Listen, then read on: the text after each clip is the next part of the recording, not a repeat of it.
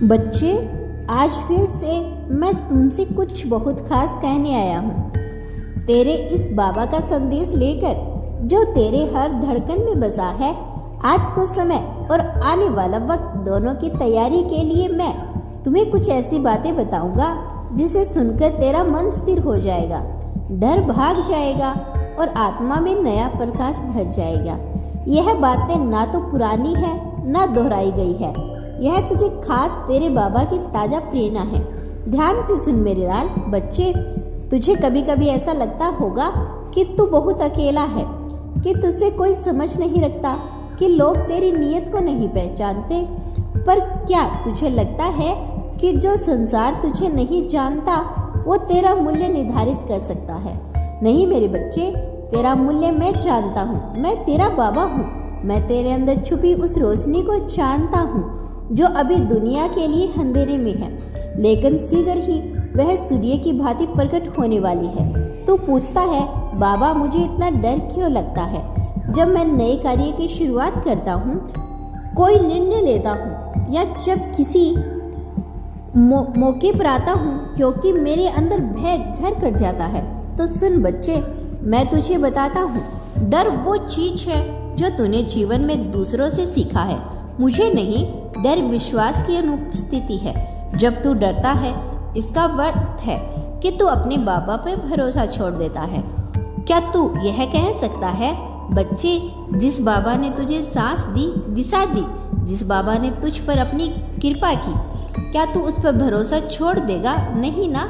इसीलिए बच्चे, आज से डर को मुझे सौंप दे। तू जो भी नया काम शुरू करना चाहता है उसमें डर के साथ नहीं, मेरे नाम के साथ कदम रख। तुझे पता भी नहीं मेरी कृपा तेरे आगे कितने द्वार खोलने वाली है। लेकिन हाँ, साथ में सावधानी भी जरूरी है, क्योंकि यह संसार एक रंगमंच है और यहाँ हर कोई अभिनेता है। हर कोई सच्चा नहीं होता। तू नहीं जानता, लेकिन मैं जानती हूँ कि तेरे आसपास ऐसे लोग हैं जो तेरे मासूम चेहरे के पीछे की चमक से डरते हैं। कुछ तो तेरे अपने बनकर ही तुझे गिराने की फिराक में है। इसीलिए आंखें बंद करके किसी पर भी भरोसा मत कर। बच्चे, मैं नहीं कहता कि सब पर संदेह कर, पर मैं यह जरूर कहता हूँ कि अपनी आत्मा की आवाज़ को पहचान। तो पूछेगा, हाँ बाबा, कैसे, कि कौन मेरे लिए सही है और कौन धोखा देगा?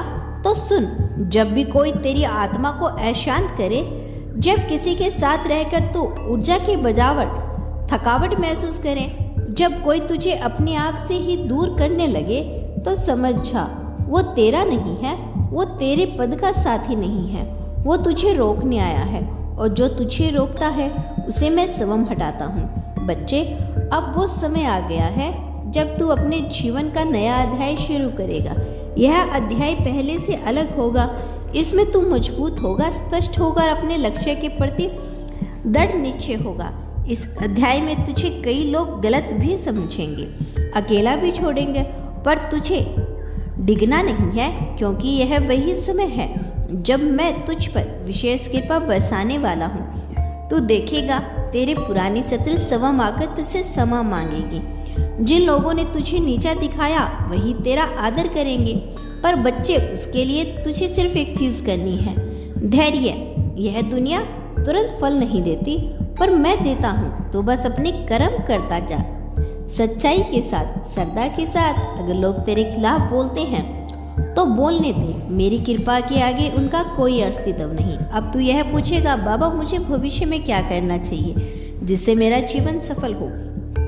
बच्चे, सबसे पहले तू अपनी आत्मा को मजबूत कर। अगर आत्मा कमजोर है तो चाहे कितना भी धन सम्मान मिल जाए, सब खोखला लगेगा। तुझे आत्मिक बल देना चाहता हूँ ताकि तू अपने निर्णय स्वयं ले सके। भय नहीं, विवेक से तू अब से अपने कार्य की शुरुआत कर। मेरे नाम से कर, व्यापार हो, नौकरी हो, सेवा हो या भक्ति, पहले मेरे चरणों में अर्पित कर।